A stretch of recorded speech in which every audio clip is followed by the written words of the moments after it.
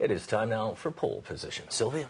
Well, from cash-strapped migrant workers to the other end of the Chinese income spectrum now, according to statistics released by China's Ministry of Finance, the assets of the top 10% of the country's wealthiest families make up 45% of the total wealth of urban residents. The incomes of China's wealthiest families are nearly 9 times higher than those poorest families in urban areas.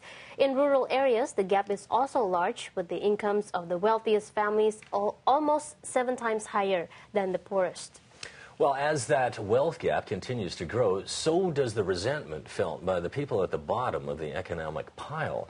In today's poll position, we're looking at a survey carried out by the Zhejiang Academy of Social Sciences on China's wealth gap. The university quizzed more than 1,000 people.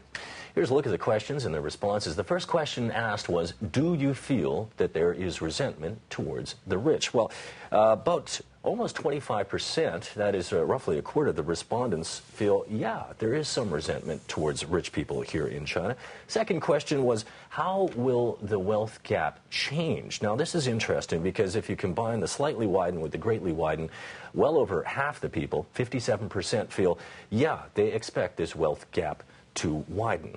And comments as well. Right, Drew, a number of comments here. One person says, sure, success needs extraordinary qualities. From this point, I respect the rich very much. Yet please make sure their offspring or even themselves have won their present wealth in a decent way. I don't hate the rich, but if they deprive me of the chance to be successful, just because they're richer than me, I will hate them. One other person writes that asking if the rich should be respected or not is not a simple question. This person feels it's probably better to focus on the discussion of whether or not the government is doing enough to ease tensions between the rich and poor and cultivate a more harmonious society, which certainly the Chinese government has been talking about quite a bit over the last little while. Well, stay with us. We will continue with the BON feature story in just a moment.